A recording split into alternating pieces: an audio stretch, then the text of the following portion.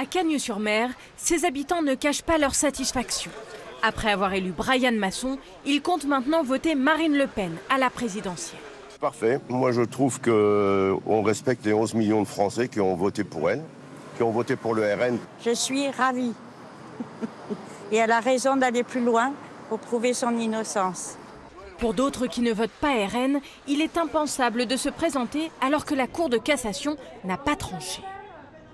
C'est un peu honteux de se présenter avec tout ce qu'elle a dit précédemment. Forcément, les concurrents vont forcément appuyer dessus et ça risque d'avoir un fort impact pour sa campagne.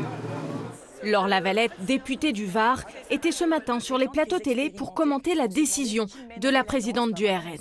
Nous étions soulagés, on a vite compris. Vous savez, toutes les peines ont été réduites, c'est très important. Hein. Tous les dommages et intérêts, par exemple, ont été réduits par 2 et toutes les peines d'inéligibilité sont passées en sursis.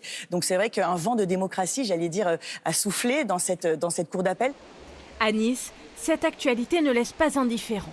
Si Éric Ciotti, pressenti pour entrer au gouvernement en cas de victoire de Marine Le Pen, qualifie sa candidature de bonne nouvelle pour la démocratie, l'opposition de gauche s'offusque de ce soutien. Éric Ciotti, c'est monsieur économie, monsieur probité. Qu'est-ce qu'il a à dire, Éric Ciotti, sur les 4 millions d'argent public détourné? Éric Ciotti, la seule réaction qu'il a eue, c'est un tweet pour féliciter Marine Le Pen de son entrée en campagne. Moi, j'ai des questions à lui poser en tant que représentant de l'UDR, maire de Nice et principal allié du Rassemblement national.